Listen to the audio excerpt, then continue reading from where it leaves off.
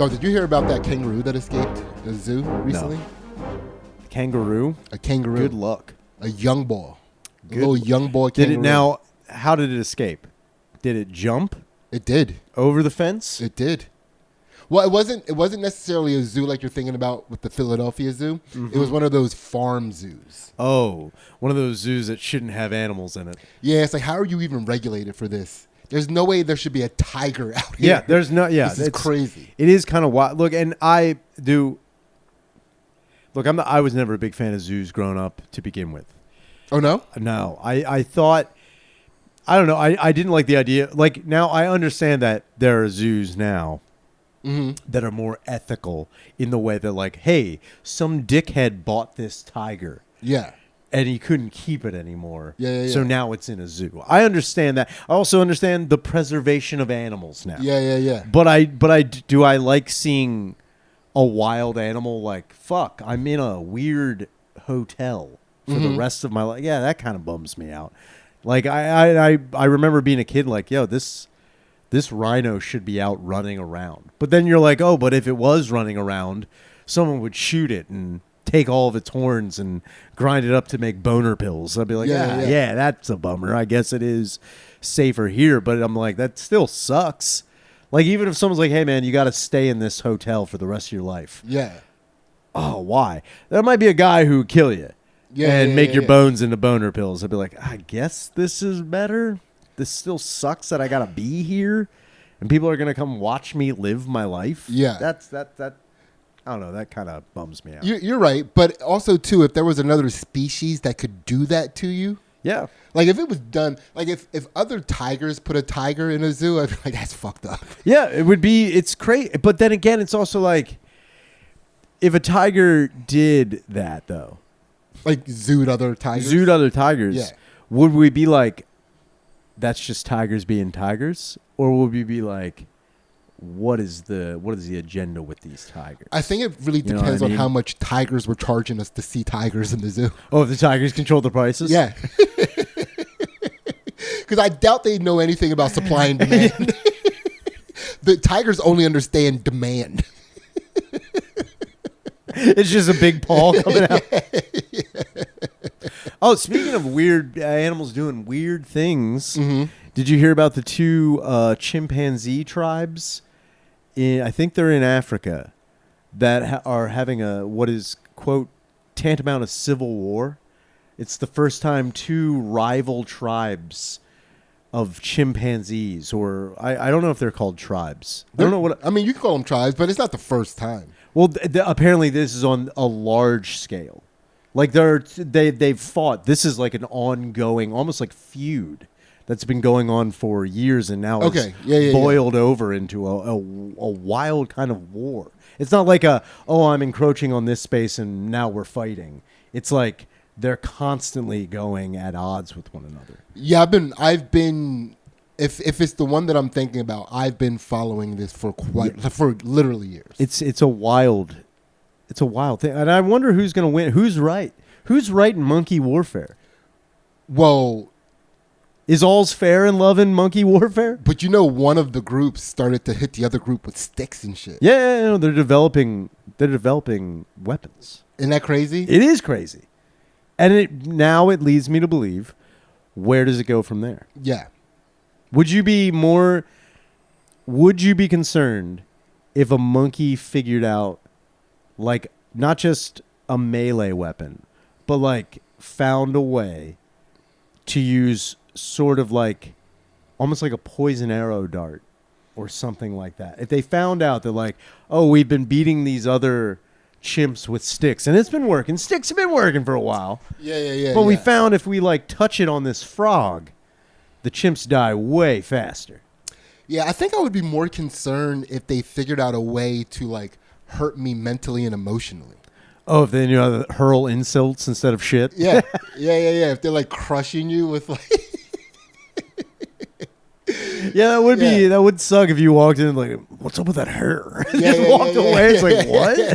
Like if they just hit you What? with like the wildest vulnerabilities that like other humans aren't even hitting you with, they're like, why do you get so nervous during tax season? Is it because you don't make enough money? You don't make as much money as you would like to make? Is that what it is? I think it would also be funny if chimps started, like, because people would be like, oh man, that chimpanzee's ugly. Mm-hmm. But if a chimp was like, look at this fucking, they're like, if even like the hottest chick, the hottest human, Yeah. and they're like, ugh, just like, ugh, just Yeah, look at that me-looking ass human over there. look at this chick. Like they have their like chimpanzee wife. They're like, she's banging. Like you don't even like you think that's hot. You're fucking retarded, dude. You don't even get what the fuck's going on here. Yeah, they're coming. They're coming for it. Do you think we'll see? What do you think is going to be the next? Let's just say humans do take a downswing. Okay. We do have a sort of a downfall, either through war or plague or whatever hypothetical. Maybe that gamma burst that made our buttholes stronger is now causing our buttholes to start eating ourselves from within. Okay. The buttholes almost become sentient. And Parasitic buttholes. Parasitic buttholes, and they start eating us. And one by one, some people aren't affected, but our numbers do dwindle. Mm-hmm. What would you think would be the next intelligent-ish race or species to take over the world? I mean, it's hard to not go primate immediately, but they say pigs are pretty smart. So here's the thing: that they have the same intelligence as a 6-year-old. Talking about pigs? Yes. Yeah. There you go. I mean, but what does that even mean? They're fucking annoying and dumb. You know what I mean? Yeah, that's what I mean. Like, I don't think pigs are taking over shit. Yeah. It's like they're always a little damp. When someone's like, man, these pigs are so smart, I'm like, as what? Like, as a 4-year-old? I'm like, name a 4-year-old you've met. We're like, oh my God, this fucking... And now, when you meet a 4-year-old who's smart, you're like, wow, the potential for growth is amazing. Yeah. But if you meet a 4-year-old who then will always be 4 years old, you wouldn't be like, this is the smartest 4-year-old. That's like meeting a 56-year-old man. He's like, you know what? He's intelligent as shit. Like, really? Wow. He's got the intelligence of a 4-year-old. Believe it or not. Yeah, I don't. So I think at the end of the day, what it really means is that pigs have a sense of, or not a sense of. So they have object permanence. Sure. Right, and they can possibly do delayed gratification. Okay. Like if you tell a pig like, hey, if you don't eat this slop now, you can get 2 slops later. Sure. And that pig is like, oh, all right. It was double. I'm double. Good. I remembered. That's not my like. Again, I'm not shitting on pig lovers out there or pigs in general. What I am saying is, I don't really know what I base my level of intelligence on. I really don't. As far as but if I saw a pig build, how about that? Yeah. If I saw a pig build something or advocate for itself, I'd be like, whoa, that's an intelligent animal. Yeah, but also, aren't all animals kind of advocating? I feel like for what we want out of animals and for what animals want out of themselves, I feel as though the interaction between us is us saying, you do this, and the animal saying, no, no, no. Sure. For the most part. Sure. Until you break it. And then it's like, gotcha. Well, they're not going to stop asking me to do this. I might as well just do it, get it over with. I see. Find a way to live my life within the confines. But I also think another level of intelligence is advocating for something that doesn't know how to advocate for itself. You know what I mean? Like, humans are the only... Like, who started Save the Whales?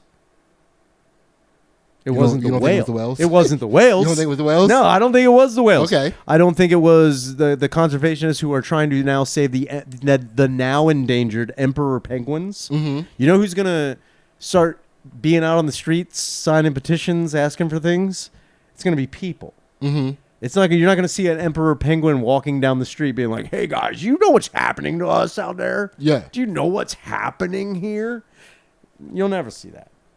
I think, and I would say, imagine again what a wild elseworld this would be. If apes were like, "Hey man, we stopped this whole civil war. Did you ever think about what's happening with kangaroos right now?" Yeah. Like if there's like what's happening in these zoos is a fucking crime. They shouldn't be happening. Someone's got to stand up for these fucking kangaroos. They're too stupid to hang out. Yeah. So it's like that would give me a sense of like, whoa, that animal is pretty intelligent. Or like just, and I understand using tools is like a level of intelligence. You know,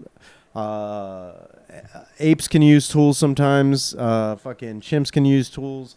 Fucking octopus can they can problem solve and figure out. Yeah, I feel like most animals. I feel like the tool thing was we were a little we jumped the gun on that when we were determining the difference between animals and human intelligence. Sure. And we were like, well, humans use tools. Animals use tools. I think what makes us different is that we build tools. Sure. So we can build tools for very specific things. I also would say if I saw an ape using a rock as like, you know, a hammer, I'd be like, wow, is that intelligence? However, if I backed up and saw an ape using a circular saw, I'd be like, whoa, that ape is smart as shit. If I saw an ape measure anything before it did anything, I'd be like, yo, that's actually a smart ass. Yeah. If I saw an ape literally measure twice, cut once, I'd be like, yo, that is a smart ass motherfucking ape. Get him an HGTV show stat. That ape's got charisma. Straight up. He's got the X factor. Move that tree.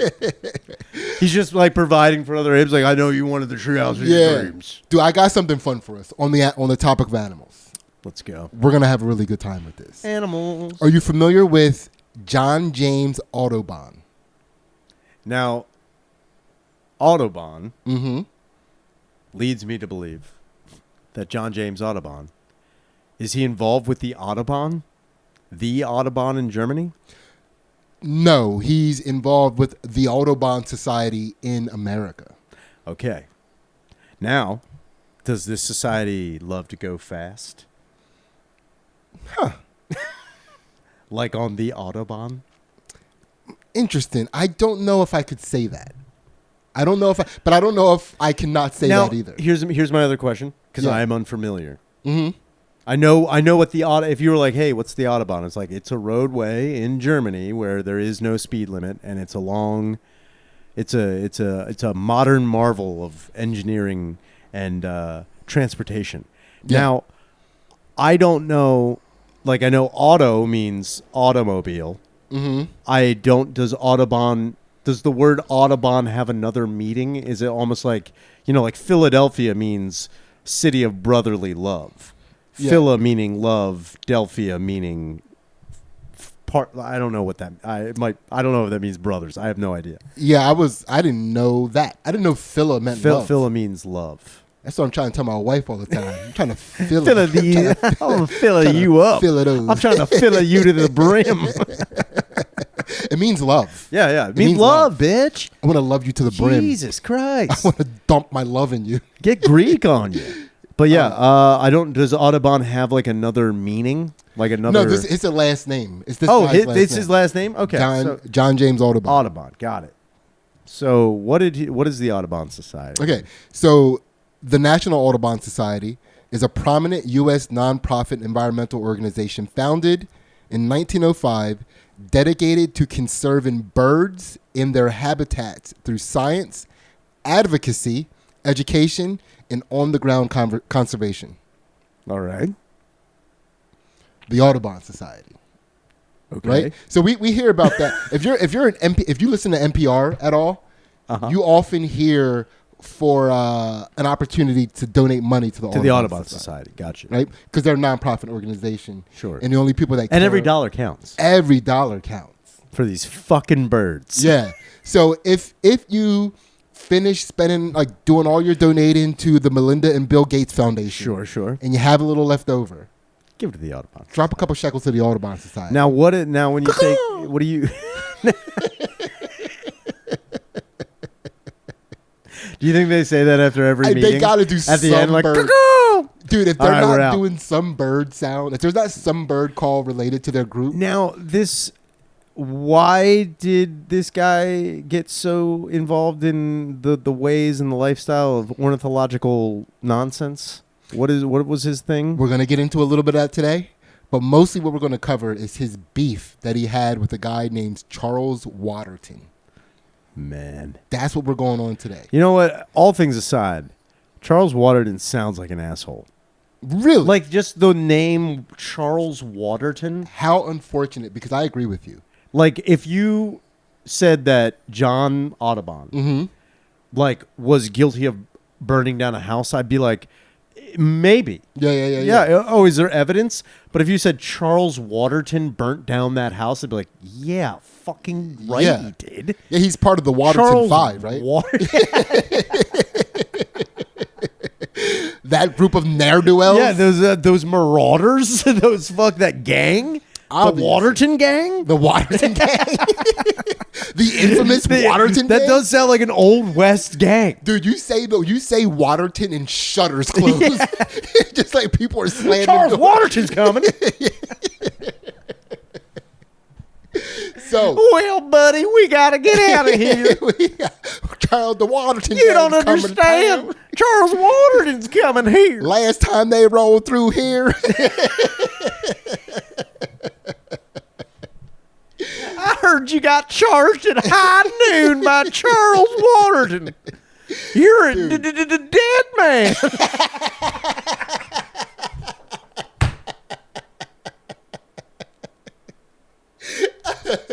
dog. That is so unfortunate for his name. That is the worst. Dude, I 100% agree with you. I 100%. So here's the deal. So here's how I stumbled upon these guys in the first place.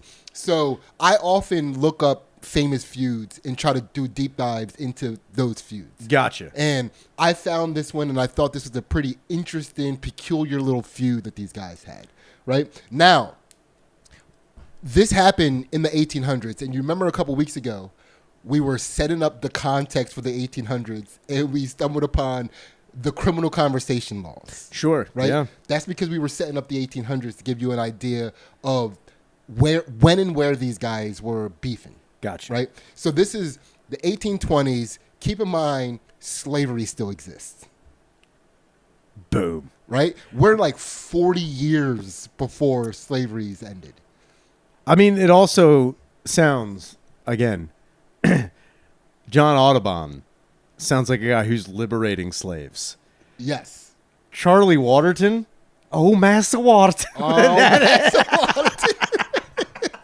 It does not sound good for Massa Waterton. Oh, he's not a bad man.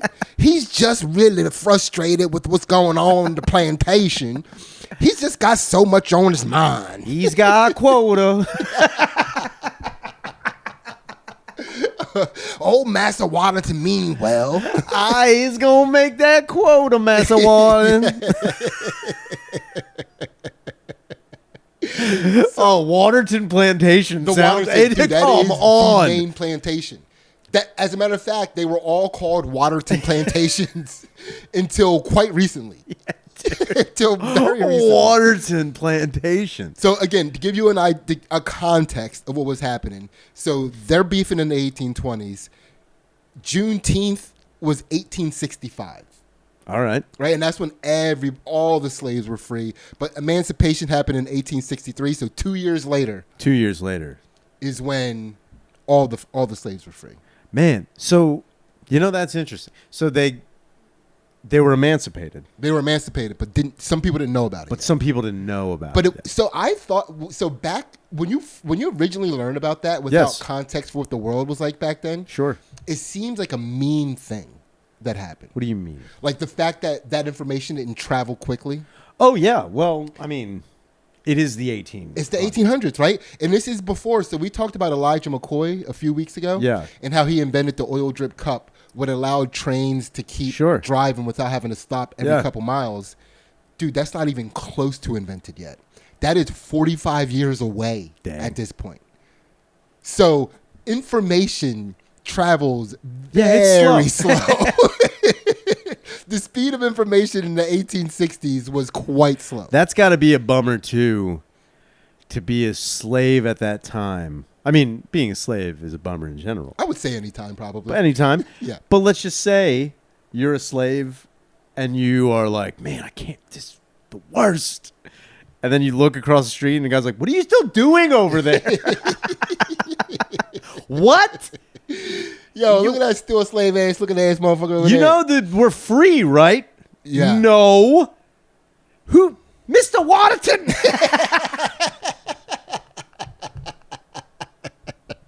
Well, I was going to tell you. But I just liked having you surround is all. Yeah, so and we talked about the fact that there was no Billboard, there was no number one song back then. Yep. Right? Because the Billboard didn't exist yet, right? And I don't even think billboards existed. no, they might not. I don't think there was like, anything. Advertising it was new. not even there. It was like brand new, right? So this is the context of the world that we're living in, right? Now, John James Audubon, Charles Waterton, they're both bird guys. Birdmen. They're birders, right? And they really have different opinions on vultures. And this is where their beef comes from, right? But before we get into do you think at any time their other birding friends were like, gentlemen, you're both retarded. Who cares? They're vultures. What are you talking about? Do we have other cooler birds? Don't get me wrong, vultures, neat, scavengers, whatever, but have you seen hawks? Have you seen eagles? Like, what are you talking about? So before we even get into this, what do you think? What do you think is the largest bird? So we'll do two. The largest bird to ever exist, or the largest bird now? The largest bird now. So I would say, and you can go two ways. You can do the largest flying bird and the largest bird. Okay, so the largest non-avian bird. It's either gonna be, or at least in my head, it's either that it's either an emu, ostrich, or a cassowary. Mm-hmm. It's either one. In my brain, it's one of those three. Mm-hmm. Because those are the only big, huge birds. Those are some big ass birds. Flightless birds that I know. And by the way, my claim is that those three that you just named are not actual birds. There's something else. Oh, no. So here's where I will agree with you. Mm-hmm. The ostrich and the emu, I believe, are a form of avian, but not a flightless bird. Yeah. The cassowary, I believe, is a fucking monster. Yeah, I think that is a feathered dinosaur. I think that is something. And whether or not it does have similar, genotype or DNA to a bird, I think there's something so much more different from that. Dude, I almost said something so dumb. I almost said that cassowaries, they make dinosaur sounds. They do make dinosaur sounds. No. Jurassic Park used the cassowary and another animal to make the sounds what I'm talking for the dinosaurs. About. And that, in my mind, is now dinosaur sounds. Dude, so, but yes, they do make, technically they make dinosaur sounds, but they use them to make dinosaur sounds. Which is a mind-blowing thing when you think about it. Yeah. But yeah, I would say if someone were to like, again, this is one of those things, if someone were to ever be like, hey, we found out that these birds in New Zealand are actually like a form of not even reptile or bird. They're like another thing. Yeah. I wouldn't be like, no. I'd be like, yeah, that makes a lot of that's something sense. else. You're talking about the birds that have a fucking bony mass on their head that growl, can see in different dimensions, and have venomous claws. Yeah. Oh yeah, that seems pretty fucking legit. Yeah. So I would say, as far as flightless birds, it's those three that are the biggest. Okay. So the ostrich is the biggest land bird, biggest non-flying bird. Now, flying birds. So not only give me the biggest flying bird, but also how much you think it weighs. Man. Biggest flying fucking bird. I'm going to assume it's some sort of falcon. Okay. And I'm going to assume it's not like a peregrine falcon. Now, I know when you say biggest, are we talking like wingspan? Like straight up wingspan? That's typically how it goes by. Okay. But the ones that have the bigger wingspan tend to also have the bigger bodies as well. Gotcha. So I'm gonna say some sort of falcon, but then again, weirdly enough, vultures are pretty fucking big. They're big. They're big ass and fucking they got quite bird. a wingspan. Yeah, they have quite. Yeah. I'm gonna go with the vulture, some sort of like knobhead vulture or some shit like that. Okay, that's fair. So the largest bird is the Andean condor. That's the world's largest flying bird. I totally forgot about fucking condors. Dude, and you forgot about this one too, the harpy eagle. Yeah. Those things are huge. They have quite a wingspan. Right? So the Andean condor, the world's largest flying bird, how much do you think it weighs? Well, let's think about this. Bird bones are hollow. Mm-hmm. Feathers weigh a lot, but they're also hollow. Mm-hmm. But they're dent. I'm going to say this bird weighs, to get off the ground, Mm-hmm. I'm going to say it weighs 125 pounds. Okay. Which is gigantic in my head. Yeah. Now keep in mind their wingspan is 10 to 12 feet. I get you. All right, let's go $1.45. $1.45? Yeah. 33 pounds. Dude, a harpy eagle, the females weigh 13 to 20 pounds. The males weigh 8 to 13 pounds. Absurd. The average ostrich is between 200 and 290 pounds. Dude, that's not a fucking bird. Fuck that They shit. have human bones. Fuck that. That's crazy. Yeah, wait a minute. That's actually a great... So all avian species, and we're chalking, emus and ostrich into the bird category. Mm-hmm. Do they have hollow bones? Ostriches and birds? Yeah. No. Ostriches. Ostriches. No. They don't have hollow bones. No. Oh, okay. No, they have like I thought they have your bones. I thought the reason they couldn't get, I mean, hollow bones regardless, I thought the reason they couldn't get off the ground is because just their weight and size in general. I thought that was a reason. It wasn't like a hollow bone. I mean, not having hollow bones fucks you big time, but. Yeah. That is probably the main I mean, dude, they weigh more than us. Yeah, that's a fucking. How much do you think a cheetah weighs? Cheetah? Yeah.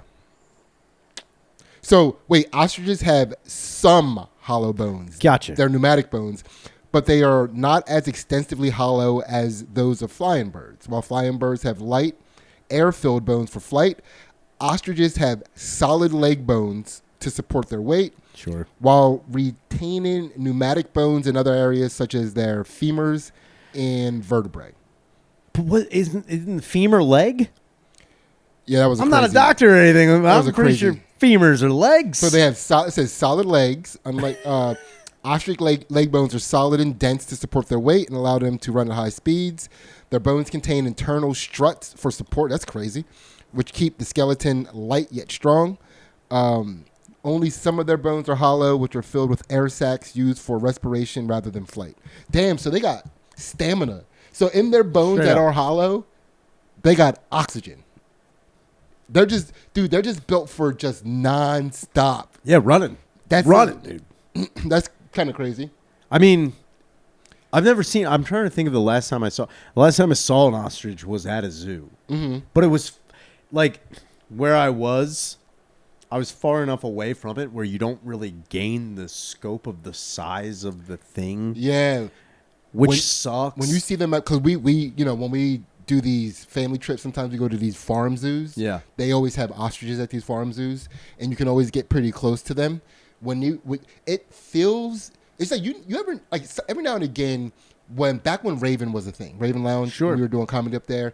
Every now and again, a really big giant human would come up there. Oh, you're talking about Jay.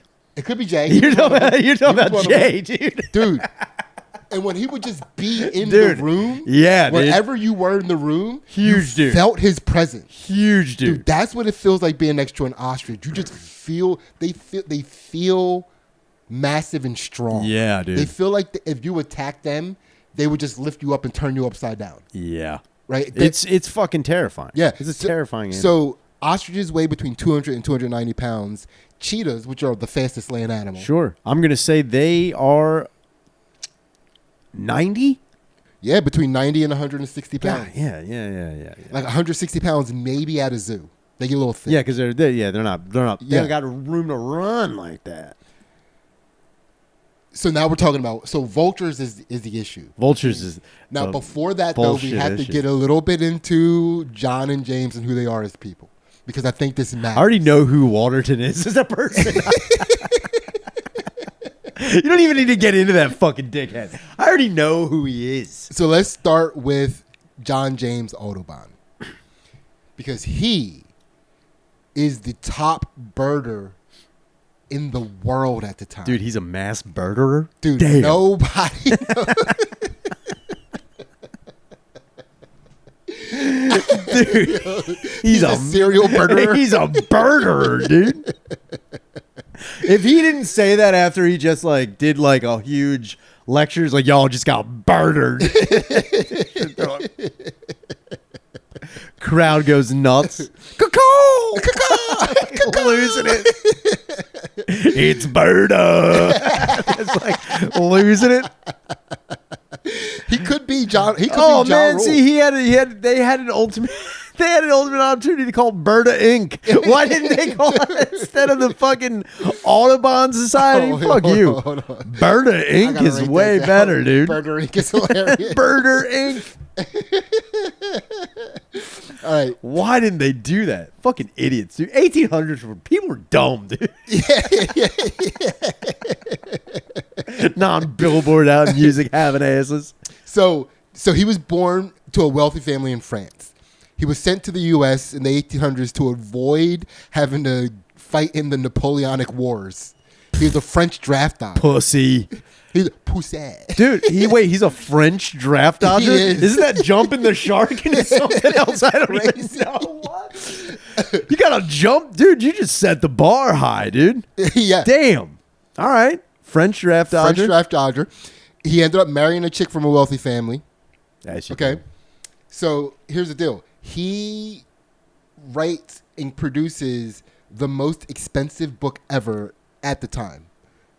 What he does, he publishes a book with all of the birds in America in this book. All right. So what's crazy about that? Now, I'm assuming this is an illustrated book. It's an illustrated book. By the way, he did all of the illustrations. I bet he did. Also, not an artist. Doesn't matter. No. So dude, if you wanted to sell, it's kind of like the packaging in the 90s. Mm-hmm. Like if you wanted to sell something, you had to put extreme on something and it would sell. Back in the 1800s, going into the early 1900s, if anything had illustrations, you were going to sell it. It didn't matter what it was. It could be the worst illustrations in the world as long as it was something other than print. Mm-hmm. People were fucking eating that up. That makes sense. Yeah. So, dude, he had over 435 birds. That's a lot of birds. Most of them he made up. He was making up birds. Dude rules. Dude, so far, right? Dude rules. So far, he's the man. Dude, the way he made up birds is the same way. He basically handled making up birds the same way scientists predicted the existence of other elements. Right? Okay. They were like because birds evolve for their conditions in their environments. So he was going to different environments. And he's saying, like, well, this has got to look like this. It's gotta. It's gotta. I don't see any birds here. But if there were. Dude, he had people thinking so many birds existed for years. John, this bird has laser eyes. It's like, Yes. yeah, well, Yeah. it's the north. You know, you got to be able to see with the snow. It bounces all. Come on, man, get on board with me. So it's estimated that no more than 200 complete sets were ever produced of this book. Only 100 complete copies are known to exist. 107 held in institutions, right? So Okay. you can also subscribe because he did this book. It was over like 10 years that he was dropping these prints. And that he did. He was just adding more on. Yeah, he did the book in 2 parts. Yeah. Between 1827 and 1838. Here comes the birds the government doesn't want you to know about. Yeah. So it was. You thought you knew all the birds? It represented 1,065 individual bird figures of 489 species. He give you different angles and shit. Sure, yeah. He give you the angle. Yeah. Know. So Man, all right. that's what he's known for. Making shit up. Making shit up. Dude, so they're not recognized as species today, obviously, because he made Clearly, them up. they're all fake. Yeah. So there are 3 main reasons why made up. Now, this is way after the fact. People are doing like revisionist history on why they think he has made up birds. So 3 main reasons: mistaken identity. He was mistaken of the birds for made up birds. Or many of his new discoveries were actually known birds, but in different stages of life or of a different gender. Because you know sometimes right? Yeah. All right. And then the birds of Washington, Audubon claimed this was a significant new species of eagle. Modern ornithologists agree it was likely a juvenile bald eagle that was either unusually large or depicted with exaggerated proportions. So wait, this is where I'm confused. Mm-hmm. This guy's a bird freak, right? This guy like loves birds. Yes. Doesn't know what a baby bird of a species looks like? This guy's kind of a fucking retard. Well, he's getting out there for the first time. I get. It's the 1800s. America is we're still finding new things in America. I can appreciate it. Yeah. But the balls on that guy, I can give it. Intrepid. He's like, I'm going to make a bird book. I know nothing. I'm just very interested. Yeah. I'm just very interested in birds. So there's like 5 specific illustrations that have never been seen other than in his book. So you can't even, they're not even like, well, it kind of, like nothing even kind of looks like these birds. And so it's possible they were rare hybrids or birds painted from poor memory or a decomposed specimen. Like he saw a rotting bird. Dead bird, and then he tried to figure out what it looked like with, okay. With like life in it. Sure. It was like puffy, right? Sure. So here's which, look, I can give him, I'll give him the benefit of the doubt with that. Finding a carcass and then deciding what you think that looks like, opposed to what it actually does. Yeah. So when dinosaur fossils were starting to be discovered, Yeah. people were, every depiction we see of that T-Rex right there, that is an artist's conception of what we're basing it on, the best knowledge we have. Yeah. So what is crazy about that is there were people that were like, okay, if this was discovered and this is what we think it looks like, there are certain animals that exist now that their bones are so odd looking. Like if this was discovered in the 1700s, this is what they'd think, because they're just going on shape of the bones. Yeah. And they just don't know what else it looks like. And I can give them the benefit of the doubt of seeing a bird carcass and be like, what would be cool? Yeah. It probably looks like this is sick. You're just making shit up, and I can appreciate that. He's doing the best he can with the pig brain he's got. Yeah. So some of the names of these birds, it was the blue mountain warbler. Warbler. Yeah. All right. The small-headed flycatcher. All right. Towson's finch. Got it. Cuvier's kinglet. Okay. And the carbonated swamp warbler. Carbonated swamp warbler. Dude was just drinking soda. Yeah, I was going to say. It was soda bird. It seems like he ordered that at a bar somewhere. You know what I mean? And that's a pretty good name for a bird, right? Yeah. So he was also known for pranks. This whole thing sounds like a prank. But I don't think it was pranks. I think he was just really trying to get the Sure. hype for the book out there because he's accused of pranking a naturalist, a rival naturalist named Constantine Rafinesque, by feeding him detailed descriptions and drawings of 28 fake species, including 11 fish with bulletproof scales and various imaginary rats and birds. He's just making shit up. Man, what a time to be alive. Dude, the 1800s seemed like it was popping, man. Imagine, like, and this is, again, you know, it's like seeing, this is even before seeing is believing. Because when that came, like, if you had pictorial evidence of something, people would be like, whoa, you took a pic, that's gotta be real. We can't mimic that, we can't fake it. But this is a time where someone's like, did you see this fish? No, what are you talking about? Hold on, let me draw it for you. And someone's like, well, you took the time to draw that. Why would you lie? It's kind of mind-blowing that everyone bought everything hook, line, and motherfucking sinker. Yeah. It is nuts.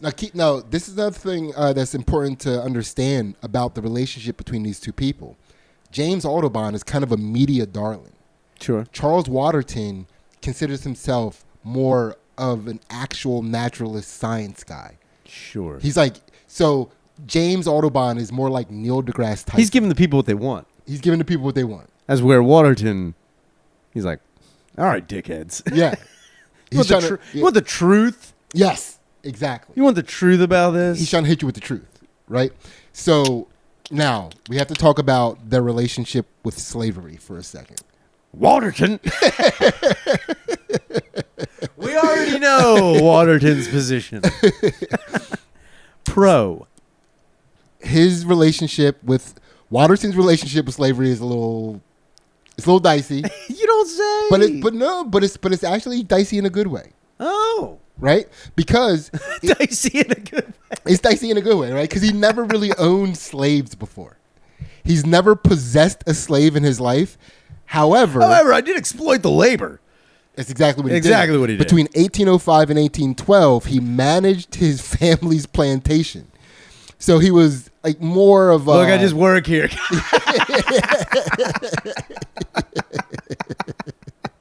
It was like That's like being a foreman at a sweatshop. It's like, look, I don't agree with any of this, but it's got to get done. It was more clerical slave ownership. It was a more clerical thing. I'm just doing the numbers. I kept track of them.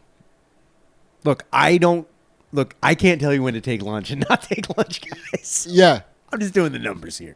So, so you have to, I'm trying to find out if he benefited financially from slavery. From slavery. Right. And although he did not personally receive government compensation when Britain abolished slavery, his family's wealth was fundamentally built on the profits of enslavement. Once slavery was ended, he was already so rich it didn't matter. Yeah. He made out. It's the way it goes sometimes. He reaped the benefits of slavery. Sometimes they get reaped. Waterton. Sometimes they get reaped, But it wasn't as bad as Audubon, who loved slaves. Yeah, well. he considered himself... You're really flipping the scripts on these guys. He was a little bit of a slave guy.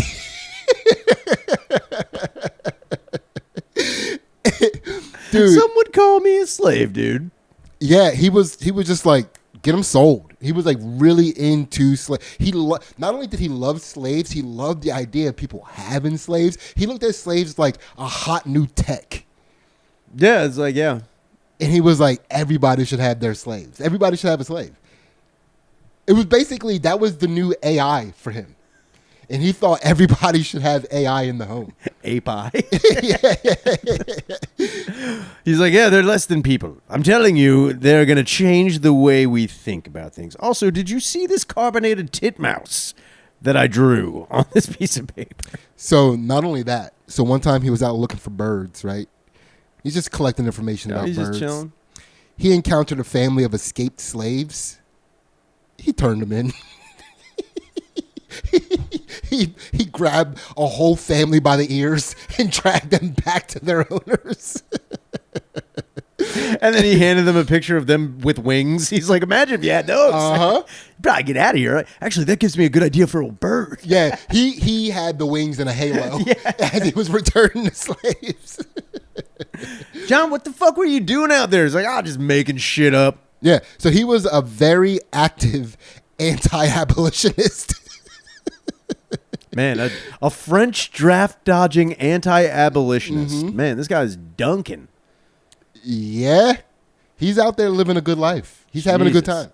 All right. Now, these are who they are, right?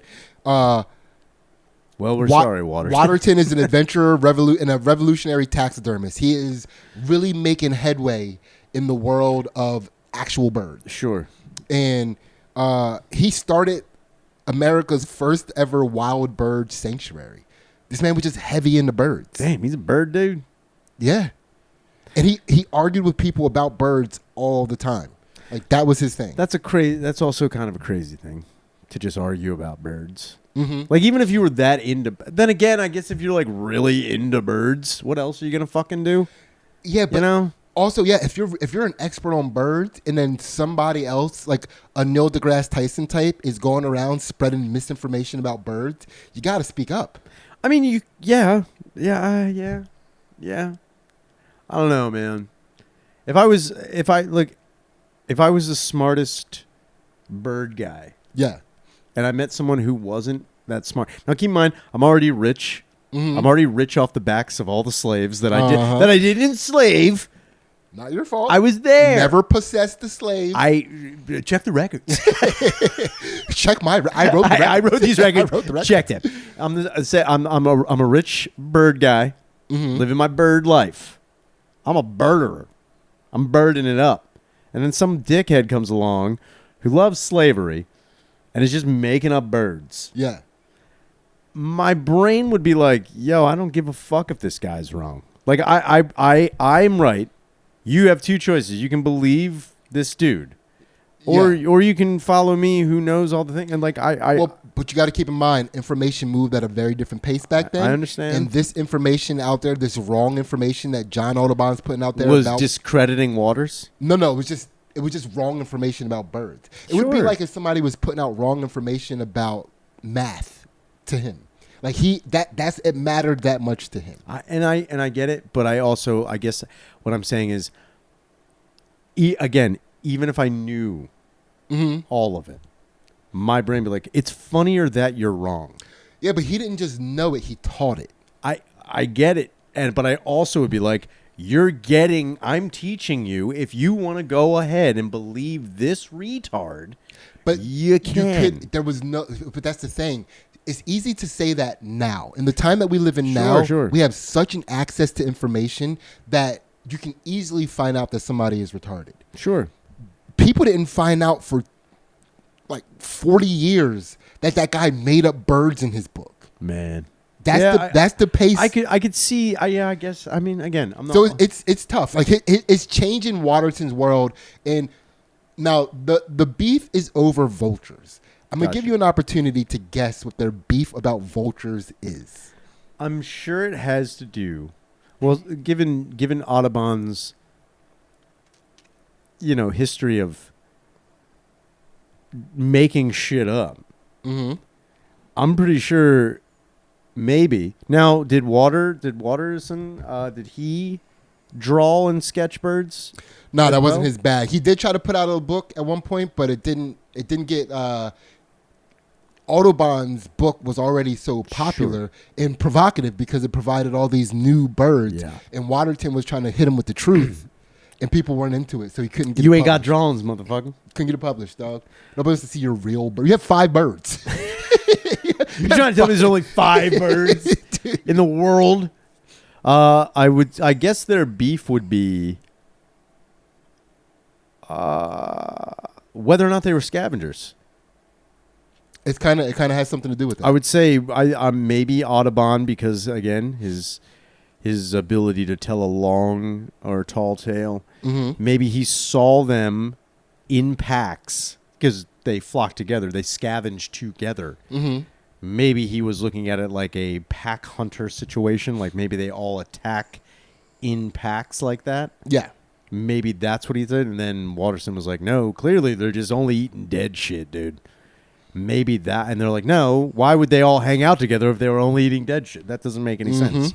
These solitary animals, any animal doesn't need a pack or group if all they're doing is scavenging. Yeah. You don't need a flock.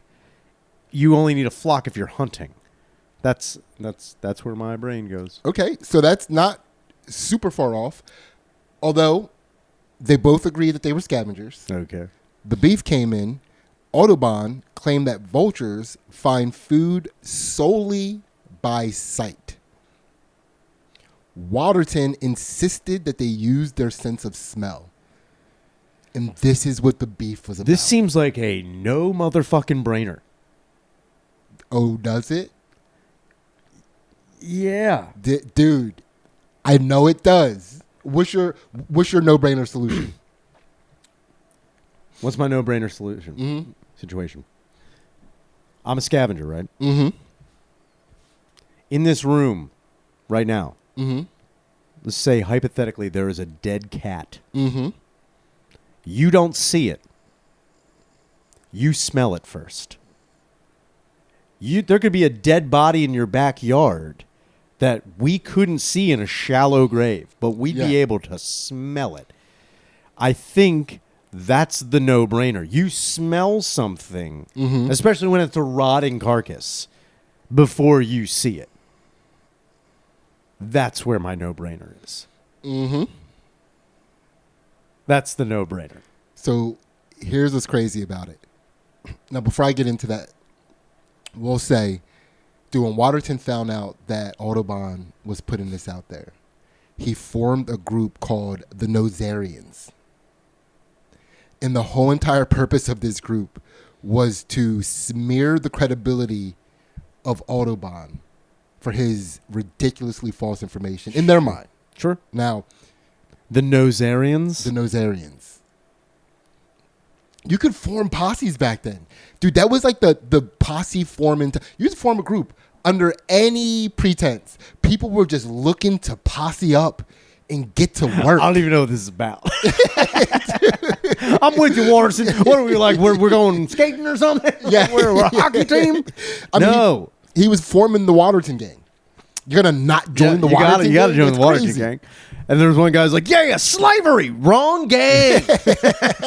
Wait, your name's Waterton, man. I'm just saying you sound like a slaver. So here's probably why they were beefing so hard, right? Modern science has revealed that both were partially right. Most vultures rely only on sight. Certain species, like the turkey vulture, do have a highly developed sense of smell, but it's rare in vultures, which seems like a no-brainer. Yeah. Ended up not being.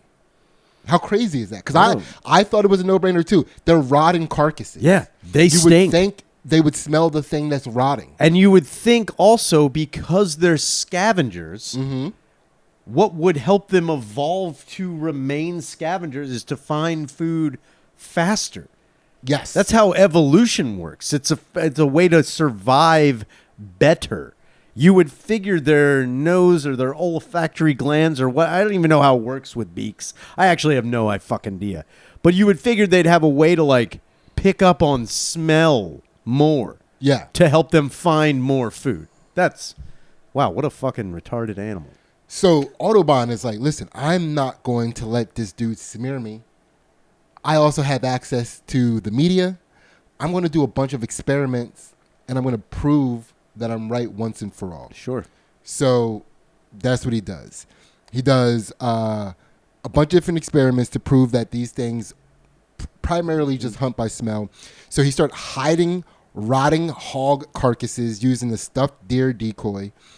And again, because they use... He thinks they're just using a sight. He's a sight guy. So he's hiding rotten hog carcasses. He used a stuffed deer decoy, and he starts testing captive birds with concealed meat. He concluded that vultures lacked a sense of smell. These experiments were later found to be flawed. Right. So here's the details of the decoy experiment. Audubon, he stuffed a deer skin with grass and placed it in a field.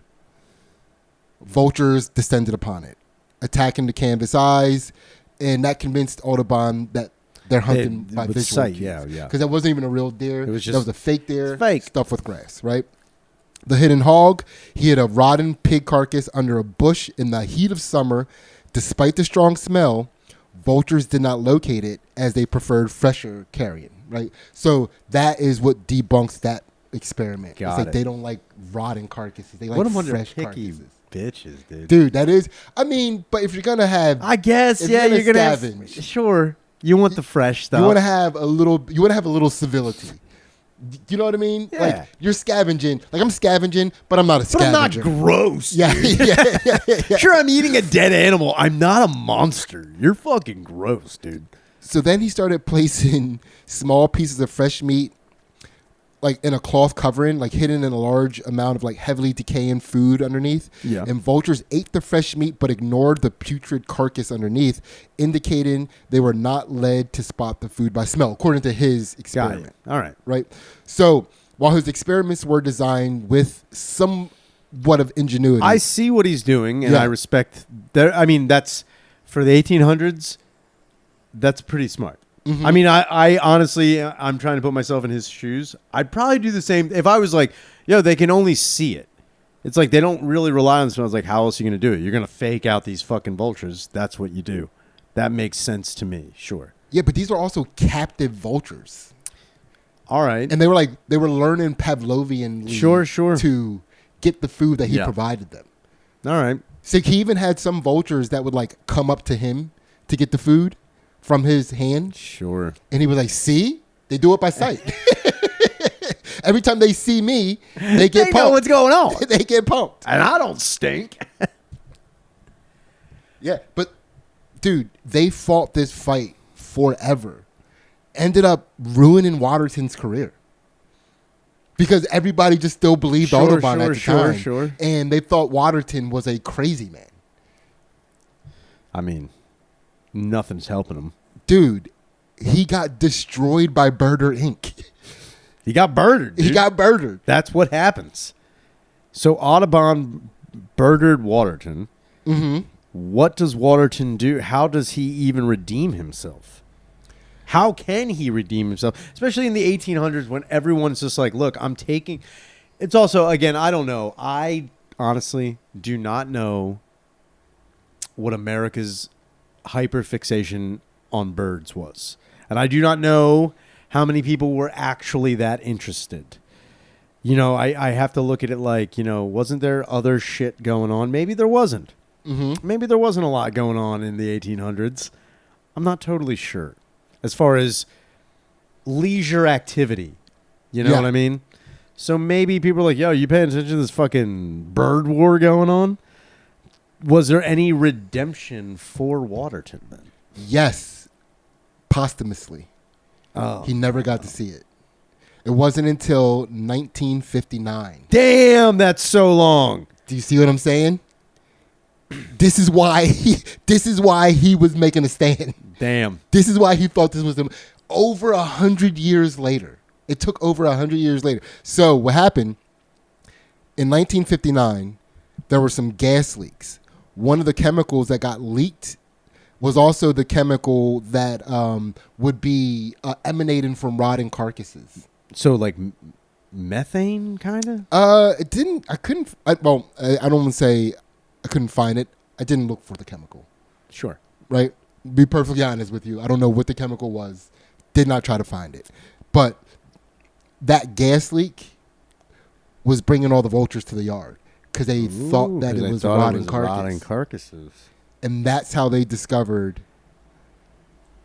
Damn. Yeah. I wonder if that was a a sobering moment for one like, you know, person in the ornithological field who had always followed Audubon. Yeah. And then they were like, wait a minute, what? Yeah. Wait a minute. Yeah. What? My whole life has been a bird lie. Next thing you're going to tell me is half these drawings aren't real. Yeah. No, Jim, they're not. We already knew that. Wait, what? Yeah. So the fucking vultures can smell. But here's the deal. Audubon, when he was originally doing his experiments and his study, he was only studying black vultures, which hunt by sight. Damn. But turkey vultures, they hunt by They smell. hump out of smell. Damn, black vulture. He really loves slaves. You see what I'm saying? He called his slaves black I like vultures. having these enslaved black vultures. They eat right out of my hand, like every slave I've ever had. It's amazing. So yeah, he ended up dying in 1951. So wait, 1851 rather. Go ahead. Waterton or Audubon. Audubon? Audubon died in 1851. So who died first? I think it. Oh, let me ask the internet. But I will say this while I'm looking for that, and it wasn't until 1905 that the Audubon Society started. So they still even opened up a society for this slave owning fraud? Uh-huh. Why did they do what is there a main reason other than bringing was it because he brought interest to birds and they're honoring the fact that he brought an interest to the ornithological movement or something like that because he was like a pioneer in getting people interested and not so much his methods, not so much his experiments, not so much his shitty past, not so much his backsliding ways. They were just like, yo, he made it popular. Well, keep in mind that was still the common knowledge. So he died in 1905. It wasn't until 1959, 54 years later, that they found out that he was wrong. So he was still the mainstream guy at the time of his death. He died in 1851. Waterton had to live for 14 more years watching Audubon still be the man. Waterton died in 1865. And nobody believed shit that he had to say. So now, okay, so, I mean, not that it really matters, because it doesn't. I'm assuming this is still called the Audubon Society. It is still called the Audubon Society. At any point in time, has this society acknowledged the fact that the name is a man who is a lying? Well, let's look that up, Ryan. Because I'm not telling them change their name. The wheels are already turning. People have already made a bunch of donations to this fucking thing. You're not gonna just change the name. People have T-shirts. People got hats. They got koozies. They got tote bags. They got tote bags, mugs, stickers, the commemorative toilet cake. They have these things. Yeah. No, I can't find anything. So the first thing is like Audubon owned, purchased, and sold enslaved people. He also wrote about returning escaped enslaved people to their owners. But it doesn't say anything about... the society. Oh, here we go. 2023. Oh! Audubon faces backlash over slavery ties. Not a good... Well, I mean, the time was ripe for that. Yeah. The Black Lives Matter. Who'd have thunk that would have got him? Out of all the things, they were coming for everybody. They were, but man, did he last quite a long time. He did. That's not just quite a long time. That's quite a long time to one. I mean, look, I'm not saying we should overlook the slavery thing, but I am gonna say, not in his defense. Yeah, it was 1800s. You couldn't really get away from slaves. They were fast. People, they were quick. They were slaves, man. Slavery was a thing. Yeah. I'm not discrediting it. I'm not excusing it. I'm just saying people had slaves, man. That was just a way it was. But I am gonna say, regardless of the slave thing, the fact that he was also making shit. Now that was found out when in the 1950s is when they found out that all the birds were fake. No, when they found out that the birds were fake, I think they kind of were finding that out as it was going on. You know what I mean? But they were just giving him the credit for the old college try. You know? Wait, he was still alive when they were finding out the birds were fake? Well, Waterton was exposing them. That was part of the smear campaign. Waterton he's like, this is a fake ass bird. And was like, yeah, these birds ain't even real. Yeah, dude, Waterton did everything right. He did literally everything right, but James Audubon was just cooler and destroyed him with his charisma. Man, what a bummer. See, this is why, look, man, I'm not saying scientists can't be cool, but I do think all scientists should all be an equally unnerving and nerdy type of demeanor. Yeah. So you can't be like, well, this guy's cooler. You can't just be caught up by aesthetic and charisma. If they were all like Jerry Lewis from The Nutty Professor, you'd be like, who's got the best facts? Yeah. It wouldn't be like, who's the more suave talker? You know? I mean, but unfortunately, that's how we are. That's how as we are. people. I understand. I'm taking the information from the cooler person. That's why all news anchors are attractive. Yeah. That's why you want the ugly truth, possibly, from a more attractive person. And you also believe a more attractive person when they're lying. Why would they lie to me? Why would the ugly? Why They're would so attractive. Yeah, but that's why they should all be ugly. Everything that comes out of their mouth is attractive. That's why I think all news anchors should be horrific looking. I think they should all be like 5s and 6s. Just I mean, there neutral. are some, but I mean, the game has changed. Yeah. There's man, like Walter Cronkite back in the oh day. man, yeah, just That's who news should come. Oh. Yeah, Just he looked like he sounded. Yes, that's exactly right. Everybody should look like they sound. Which is unfortunate too, because there are some anchors with some hot ass voices. Yeah, and that's like, then who do you believe? You know. So before we close this out, 2023 was the height of holding James Audubon accountable. Sure. So the New York City Audubon Society changed its name to disassociate from the Audubon. And then the Bird Union changed its name last month because it was the Audubon Bird something. Union. And Sure. now they're the Bird Union. And they wanted the Greater Audubon Society to change its name. But the Audubon Society was like, nah. We good. We good on that. Look, Miss me with that. Nobody cares. No. No one cares. We're still doing the same stuff. Yeah. You know? It's like, look, and again, I get why. But again, this comes down to, does it really matter? Like, does it really matter that you are changing the name of this? It's not changing the fact that what this guy did. It's not changing the fact of how he conducted himself. You're just like, oh no, we're not even gonna put respect on his name. It's like, no, man, he died with all the respect. That's the thing. It'd be different if he was alive. If he was still alive to watch everything, like for him to actually answer for it. Yeah. I could see that being like, yeah, we're changing the name, you fucking backsliding piece of shit. You're gonna die disgraced. Yeah. This guy died and was like, fucking rule, dude. Yeah. He lived his whole life being like, yo, I'm the fucking man. He was the man. That's what I'm talking about. So changing the name, is that really fucking doing anything? It was like, imagine if Ja Rule never did the Fire Festival. That's what I mean. He's like, again, assuming he's Burger Inc. guy. Yeah. Right? He's Burger Inc. Dude, he was he died at the height of Ja Rule's fame. Straight up. That's what I'm talking about. Crazy. And imagine if Ja Rule. Now, keep in mind, I would never say I was I never thought Ja ruled. You know, I was never a Ja, and like I was never a big rap guy to begin with. Mm-hmm.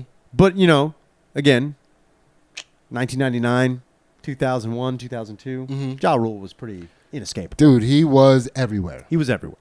Now, what I'm going to say is, he looked like he sounds. Oh my God! Yeah. He looks like he sounds. So that was the thing. Even when Ja Rule was super popular, I was like, why is it like this is not that good? Yeah. I was like, this isn't that great. But yeah, I would say Ja Rule's the type of dude where he had an opportunity to go out on top. Mm-hmm. Like he could have been like, yo, I did this. I had this album. I did Can I Get A? You know, I was there. I did a feature on Jay-Z's awesome song. I was there, you know. But then he did the Fire Festival. Well, 50 Cent also ruined his career. How did 50 Cent ruin Ja Rule's So 50 career? Cent started, Ja Rule and 50 Cent started beefing real hard publicly. Wait, now who's Waterton in this? Waterton would be Who's Ja Waterton? Rule. Ja Rule's Waterton? Well, only because 50 Cent was like the cooler guy at the time and possibly owned slaves. Well, he did have a gorilla unit. He did have the gorilla unit. He had the gorilla. Yeah, he had the G unit. So 50 Cent. They got in a couple scuffles. Sure. I think Ja Rule tried to stab 50 Cent at one point, or maybe did, and then 50 Cent started buying up all the tickets to his shows. Sick. So that nobody would be at his shows. Yeah, all right. Dude, and he just, he had so much money he could do it. Now, keep in mind, epic prank. That is a Dude, that's where the prank costs you. Now, don't get me wrong. Ja Rule, or not Ja Rule, 50 Cent could eat that cost. But when the prank is so good that you're actually losing money on the prank. I'm underwater on this prank. But that's where you're like, well, how good was it? No one came to this fucking dude's show. Yeah. I made it so they had to stop the show. Like, he made money on ticket sales, but didn't, like, I just made him look like a clown. Like, that's an amazing. Yeah, so we'll run down this 50 Cent beef with Ja Rule real quick and then get out of here. So the 50 Cent and Ja Rule beef, one of hip-hop's longest running rivalries, started in 1999, right? All right, yeah. So it's The height. Yeah. Jesus Christ. Yeah. So it stemmed from an alleged robbery of Ja Rule by 50 Cent affiliates in disputes over rising prominence in Queens. So it escalated through numerous diss tracks, such as Life's on the Line and Loose Change, physical altercations, and decades of social media trolling. So wait, no, who robbed? Was it Lloyd Banks? Was it Lloyd Banks who robbed John? It could have been. It could have been. It doesn't say who robbed them. And I wasn't really into the beef and stuff back then either, but it was somebody from G Unit. You know who it was? I know exactly who it was. It was Tony Yayo. It was anybody from G Unit. Like, look, I'm not saying Lloyd Banks isn't a gangster, but I'm pretty sure it was Tony Yayo. Yeah. Well, you couldn't find out. No, I know. Because I'm just assuming. Yeah, because there was a no snitching policy back then. Damn, no snitching. Yeah, so the rapper was you can't really get it. They ain't know. One of 50's affiliates. That's all it says. Damn it. Who else was in the G Unit? It was Lloyd Banks, Tony Yayo. Was Murphy Lee in there? Or am I mixing up a Saint Lunatic? That sounds like a Saint Lunatic. Murphy Lee does sound like a Saint Lunatic. Yeah, it's a very Saint Lunatic behavior. I don't know. I only know two. Let's see. I only know two G Unit members, but I did have two of them. Yeah, I didn't even know the two you knew. You didn't know Lloyd Banks? Well, I knew Lloyd Banks. So it's, Lloyd Banks, 50 Cent, Young Buck, Tony Yayo, The Game. Oh, The Game. Yeah. A brief tenure in the mid-2000s. Yeah, I knew The Game was in it, but I didn't know he was part of G Unit. That's good. Crazy. Shaw Money XL. Shaw Money? Yeah. I think we know the culprit here. Yeah. Kid joined during their 2014 reunion. All right. Kid. Sure. No idea who that is. Nope. Yeah, that's all I got. All these are irrelevant. Who got kicked? It says who got kicked out of G Unit. In April 2008, Young Buck was ousted from the group due to his problematic behavior.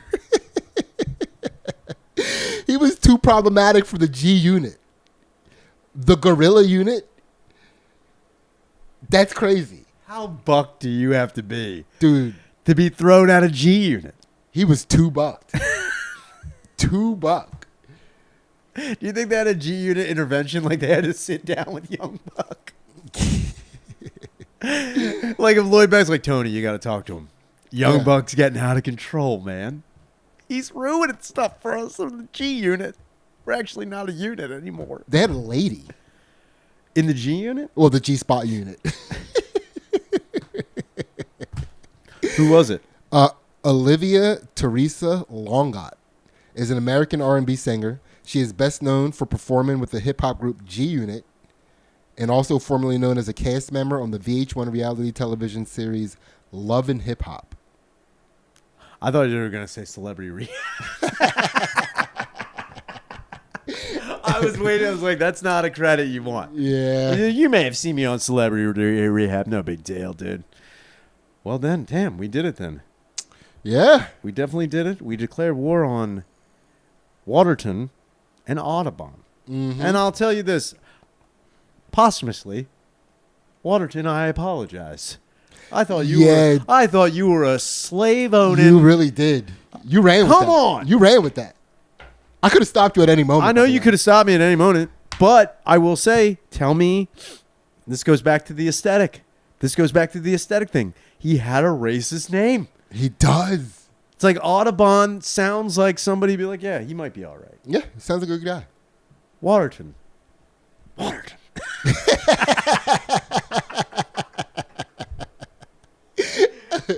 not good. Yeah. It's not good. But you know what is good?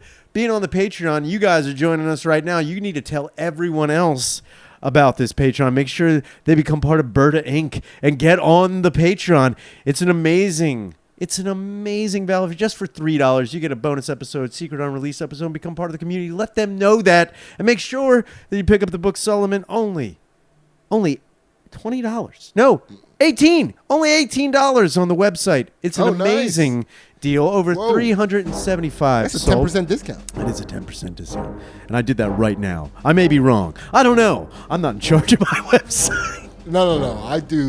I'm more of a clerical slave guy.